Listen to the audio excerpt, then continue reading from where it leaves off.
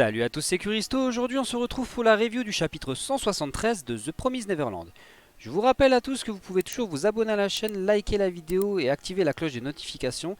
Ça fait plaisir et ça aide pour le référencement. Le chapitre d'aujourd'hui commence donc sur un flashback. Sur la première page on peut donc voir Peter Rattray, enfant, avec son frère Minerva, alias James Rattray. Ils sont tous les deux en train de regarder un livre.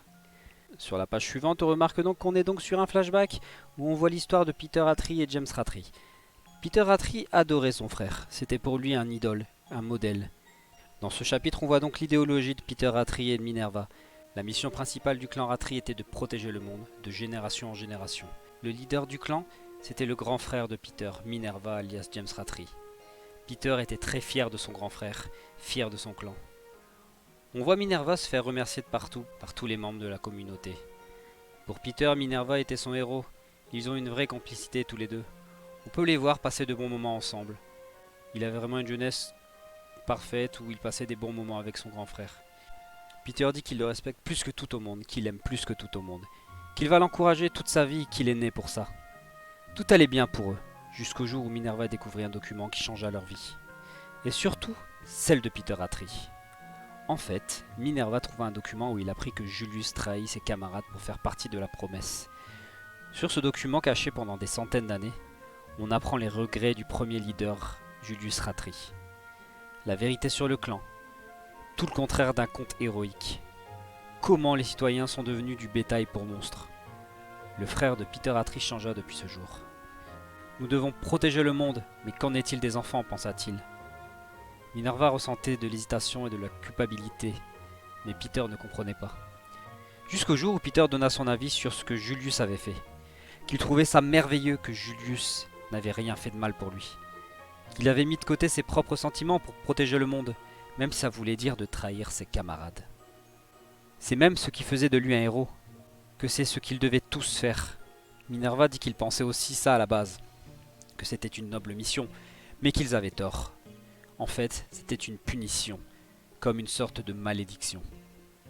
Peter tenta d'arrêter son frère, de ne pas mettre son monde en danger, de garder ce que Julius avait fait, que son clan faisait les bonnes choses et que les sacrifices des enfants étaient nécessaires pour sauver le monde. Peter chercha à arrêter Minerva. Comme Julius, il veut protéger le monde. Il dénonça son frère comme traître et le fit éliminer. Peter se retrouva devant le corps assassiné de son frère et voulait savoir ce qu'il voulait à la fin. Les hommes de Peter Rattray annoncèrent une chose. Il souriait et leur a dit de lui dire qu'il était désolé.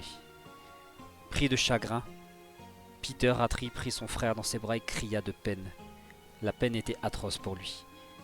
Depuis ce jour, Peter promit une chose à son frère, qu'il allait porter sa mission jusqu'au bout, que peu importe comment ça faisait mal, que peu importe comment il devrait changer le monde.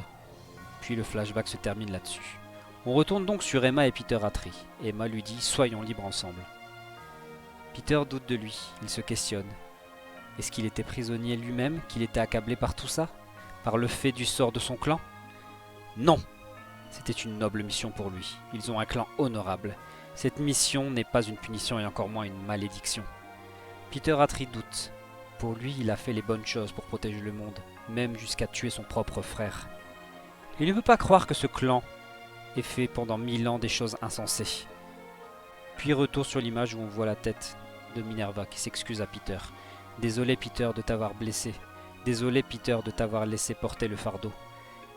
Puis Emma lui tend la main et lui propose de changer tout ça. De mettre fin à 1000 ans de souffrance. Peter pensa. Est-ce que son frère se battait en fait contre sa destinée? Qu'il voulait juste rendre Peter libre en fait?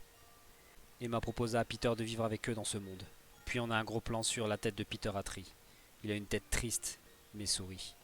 Il dit à Emma qu'ils auraient juste dû le tuer, mais qu'il lui propose juste de vivre avec eux. Puis il expliqua à Emma une chose sur la philosophie des humains et des monstres. Que les monstres ne sont pas si mauvais en fait. Que ce qu'il leur avait fait était une chose que les humains avaient fait à d'autres il y a bien longtemps. Même si les humains ne mangeaient pas d'humains. Il lui dit que peu importe où ils iront, le monde des humains n'est pas si différent de celui des monstres. Parce que les monstres sont le miroir de l'humanité. Peter dit à Emma qu'ils peuvent transmettre quelque chose à son oncle. Code solide. Il a hâte de voir comment ils vont se débrouiller dans le monde des humains. Puis, il brandit un couteau. Désolé, mais je ne viens pas avec vous les enfants. Il frotta le couteau sur son front. Je vais profiter du nouveau monde depuis les profondeurs des enfers. mit le couteau sous sa gorge. Adieu. Puis gicla une mare de sang. Il semblerait que Peter Attree se suicida. Emma tenta de l'arrêter mais en vain. Le chapitre se termine là-dessus.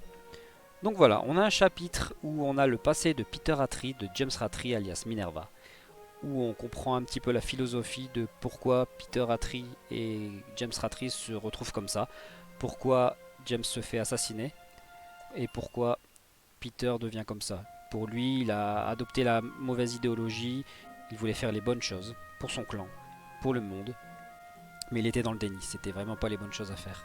Et ce qu'il y a de bien aussi, c'est qu'on peut voir l'assassinat de James Rattray alias Minerva, une chose qu'on n'avait pas vue dans le manga.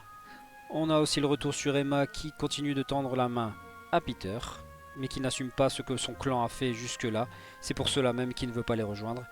Mais je pense qu'il a sa rédemption parce que vu le gros plan qu'on a sur son visage, qu'il sourit, il sait qu'il mérite pas sa place après tout ce qu'il a fait. C'est même pour ça je pense qu'il se suicide, s'il se suicide, parce que mais on n'a pas l'image où il se suicide clairement. Peut-être que Emma elle a réussi à le sauver, mettre sa main, ou que quelqu'un d'autre a réussi à l'interrompre. Peut-être même qu'Isabella est venue, on sait jamais. Hein. On n'a pas d'image pour l'instant, on verra en fin de semaine. Mais je pense que soit il se suicide, soit il est sauvé. Mais bon, dans tous les cas, il n'y a pas d'autre échappatoire. Mais oui, il veut pas. Après, connaissant l'œuvre, je pense que quelqu'un va le sauver. Il y a toujours quelqu'un qui vient sauver quelqu'un dans tous les cas. Donc je pense que même si c'est un démon pour certaines personnes, il y a quelqu'un qui va l'aider. Donc encore un beau chapitre cette semaine. On verra fin de semaine pour les spoilers, mais moi je vous dis, pour moi il est pas mort. Il voulait juste se suicider, mais il y a quelqu'un qui va le sauver. Après pour le message qui fait passer code solide à son oncle, je vois pas du tout ce que c'est. Après je sais pas, c'est peut-être moi qui ai mal traduit de la version anglaise, mais je vois pas du tout ce que c'est. Mais bon voilà quoi, c'est comme je dis, c'est un bon chapitre. Donc voilà, merci à tous de m'avoir suivi aujourd'hui. Comme je rappelle, n'hésitez pas à liker la vidéo, c'est important, et surtout vous abonner à la chaîne. Et de plus, vous pouvez toujours activer la cloche des notifications et pour avoir les notifs des vidéos dès que ça sort. Moi ça fait plaisir, ça aide au référencement. Et moi je vous dis à mercredi pour la review d'Hajime no Ippo. Et on se retrouve vendredi pour la vidéo spoiler de The Promised Neverland chapitre 174. Merci à tous, bonne journée, ciao!